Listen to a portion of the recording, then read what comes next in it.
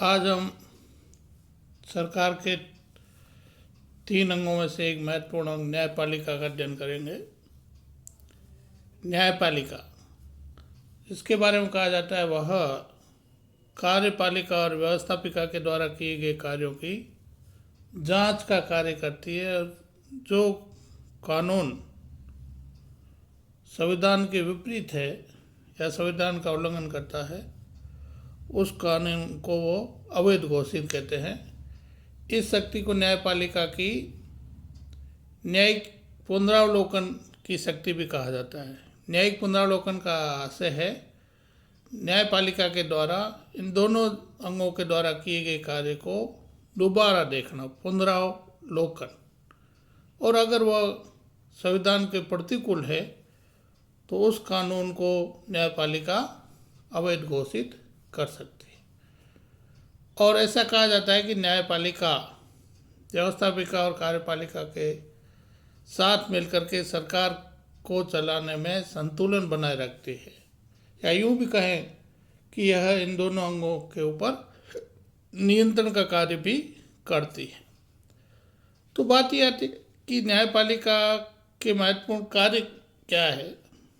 तो सबसे पहला है कि न्यायपालिका पूरे देश के अंदर न्याय का प्रशासन जो है उसको संचालित करती है।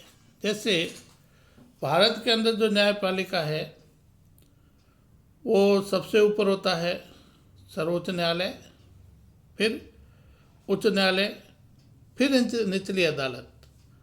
तो पूरे देश के अंदर न्याय प्रशासन का कार्य न्यायपालिका के द्वारा किया जाता है और उसी क्षेत्राधिकार के अनुरूप रिट दायर होती है या किसी भी वाद का निर्णय होता है। दूसरा कार्य है कानूनों की व्याख्या करना। संविधान के अंदर जितने भी कानून है उनमें अगर कोई विवाद होता है या केंद्र राज्य के बीच कोई विवाद होता है, उन विवादों का निपटारा भी न्यायपालिका के द्वारा व्याख्या करके किया जाता है।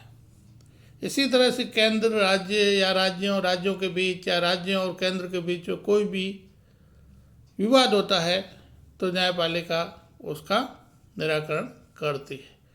इसी तरह से नागरिकों के जो मौलिक अधिकार है उनकी रक्षा का कार्य भी न्यायपालिका के द्वारा किया जाता है। और हमारे देश का जो मौलिक कानून है जिसे हम संविधान कहते हैं उसके संरक्षण और रक्षा का कार्य भी देश की न्यायपालिका के द्वारा किया जाता है। इसी तरह से जिन देशों में संघीय शासन प्रणाली है उसमें संघात्मक ढांचे का सुरक्षा का कार्य या केंद्र राज्यों के बीच कोई विवाद होता है उसका निपटारे का कार्य भी न्यायपालिका के द्वारा किया जाता है। इसी से तरह से न्यायपालिका जो है वो कार्यपालिका को परामर्श भी देता है। अगर भारत के राष्ट्रपति कोई किसी मामले में अगर उच्चतम न्यायालय से परामर्श मांगते हैं सर्वोच्च न्यायालय से, तो राय देने का कार्य भी सर्वोच्च न्यायालय के द्वारा किया जा सकता है। इसी तरह से अगर न्यायपालिका के पास में कोई विधायी कार्य आ जाता है तो उसके ऊपर भी वह कानून बनाती है या कानून के बारे में अपनी राय देती है। और जो न्यायपालिका है वो प्रशासनिक कार्य भी करती है। न्यायपालिका जो पिरामिड होती है उसमें जो प्रशासनिक कार्य है वो न्यायपालिका के द्वारा स्वयं संपादित किया जाता है। इसका जो संगठन होता है वो पिरामिड होता है, यानी ऊपर से नीचे की ओर, और उस पिरामिड के आधार पे सबसे ऊपर सर्वोच्च न्यायालय होता है, फिर नीचे उच्च न्यायालय, फिर नीचे अदर न्यायालय, निचली अदालत होती है। वह जो काम करती है वह पिरामिड की संरचना के आधार पे ऊपर से नीचे और नीचे से ऊपर की ओर रिट दायर होती है। न्यायपालिका को हमेशा स्वतंत्र बनाए रखने के लिए प्रयास किए गए हैं। इसमें यह है कि न्यायाधीशों की नियुक्ति योग्यता के आधार पर ही की जाती है और उनका जो कार्यकाल होता है वो लंबा या दीर्घ होता है ताकि उनकी न्यायपालिका की स्वतंत्रता पे कोई दिक्कत नहीं आए। इसी तरह से न्यायाधीशों को हटाने की जो प्रक्रिया, जिसे हम महाभियोग कहते हैं, वो भी कठोर एक प्रक्रिया है।